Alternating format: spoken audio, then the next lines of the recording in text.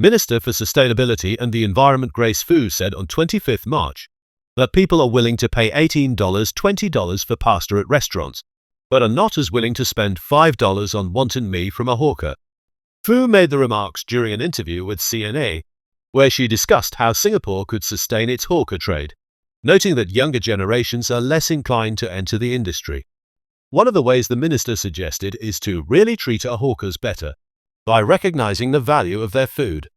Is there a way for us to share a bit more with the food cost? I always think that if you're prepared to pay 18 Singapore dollars, 20 Singapore dollars for a pasta, why are you not prepared to pay 5 Singapore dollars for a wanton mee? She asked. Fu noted that hawkers find it difficult to increase their prices because consumers continue to expect cheap meals from hawker stalls despite increasing operational costs. She underscored the need for an equilibrium between patrons, hawkers, and the government, suggesting that all three parties should have a shared understanding of their roles in sustaining the hawker trade. What's the role of the patrons? What's the role of the government in providing facilities like this?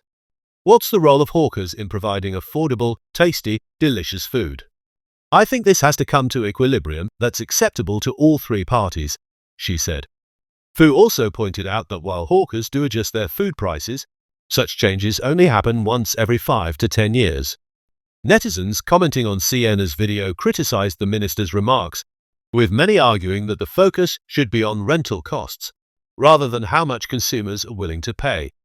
A commenter wrote that the real issue facing hawkers is the high rental costs. The user criticized Fu for trying to shift responsibility onto patrons by suggesting they pay higher food prices to support hawkers. So we should pay higher price for food in hawkers in order for the hawkers to survive, and they in returns can cover the rentals, and that goes to continue pay your minister's mega paychecks uninterrupted. Is this what you're saying? The user wrote. One commenter argued that high rental costs are the main reason hawkers struggle, pointing to the many closed stalls in coffee shops. One user took aim at Fu's remarks that hawkers don't often adjust food prices. The user asked if rental costs are also adjusted every 5 to 10 years or if they increase every year.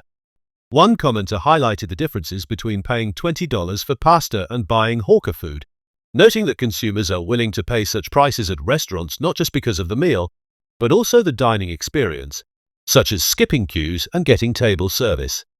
One commenter wrote that the minister was diverting the topic, pointing out that hawker stalls do not offer the same amenities as food courts. The user also questioned the minister's comparison of wanton mee and pasta, given that the two dishes use different ingredients which affect their overall cost.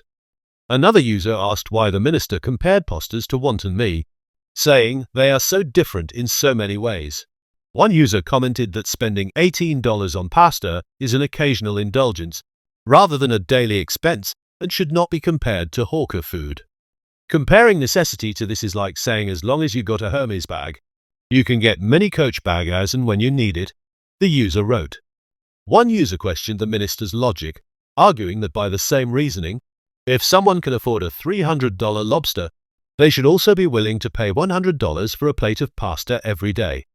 Another commenter said they were amazed by the minister's logic in comparing pasta to wanton mee, as the two dishes are made from entirely different ingredients.